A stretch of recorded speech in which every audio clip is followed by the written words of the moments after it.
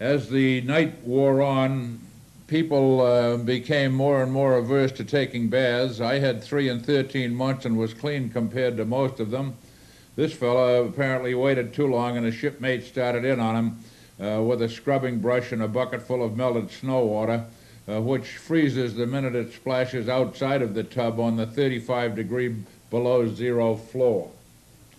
And so as the months went by, 4.5 months had passed, when the word reached us from headquarters that Admiral Byrd was not being heard from too often. And so 5 of us started out against his express orders that no one should go out to help him, and even if he sent for them, until the sun had come back the next summer.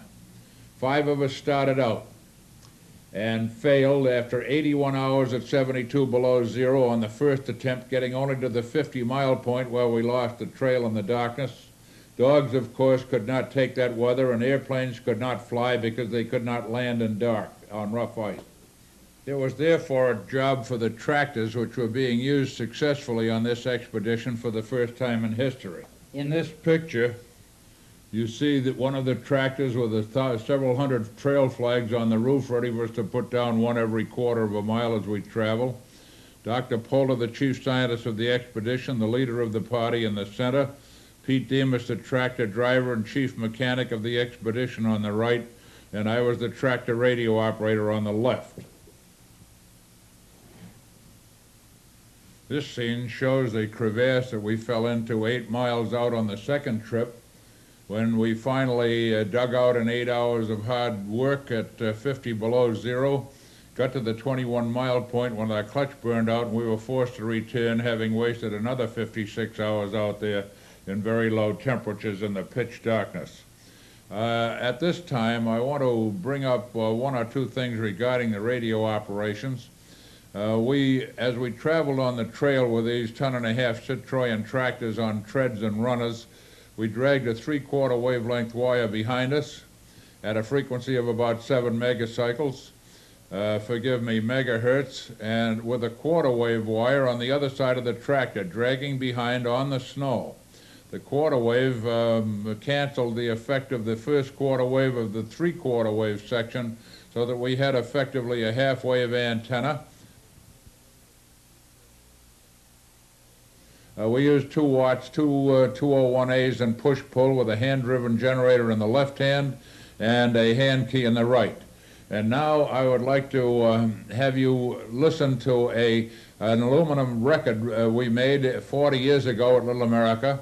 You'll hear some of the husky dogs howling in the winter night and hear me sending from the 21-mile point on this second trip back to Little America.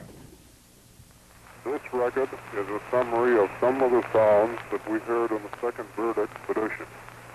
You will hear first the howling of the dogs during the winter night in their tunnels.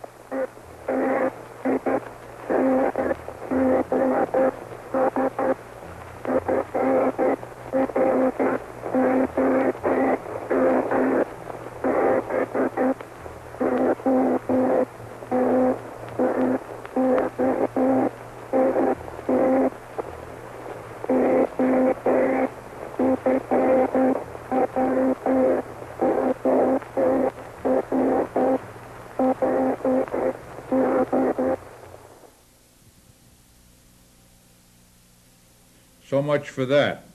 We started the third trip 3 days later with the same 3 people in another tractor that this time had a good clutch and had 1 spare belt for the fan that drove the generator that gave us our power.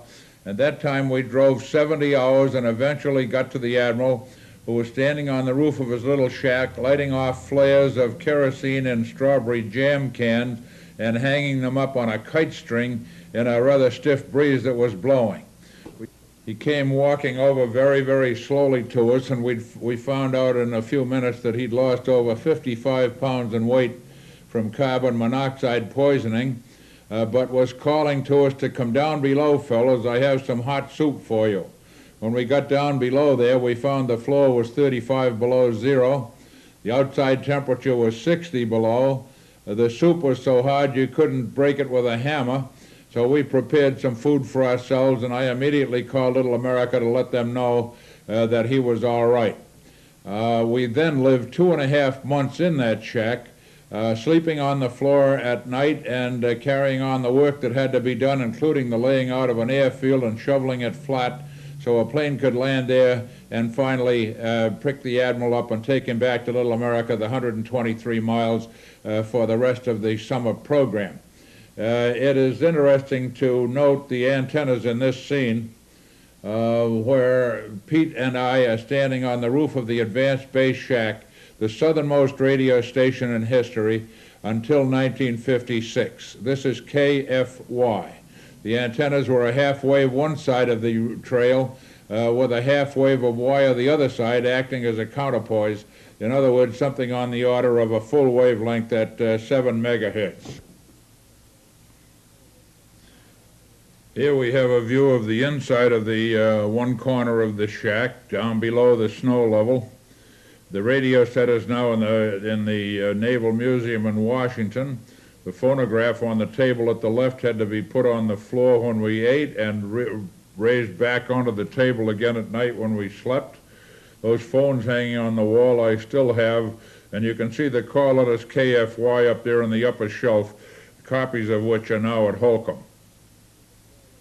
Here is the Admiral cranking the hand generator as he sends word back to Little America of his gratitude for all of their assistance in getting us safely to him and making it possible for him to stay alive.